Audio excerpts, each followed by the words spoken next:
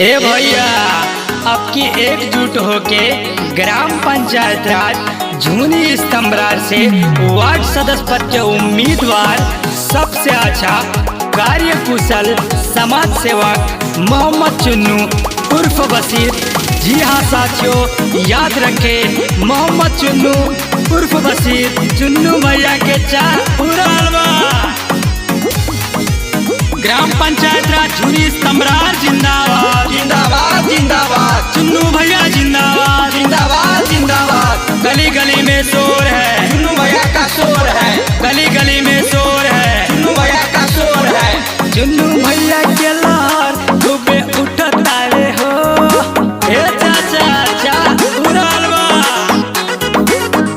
चुन्नू भैया के लहर खूबे उठता रे हो। वीरध्यन के पसीना अब छूटता रे हो।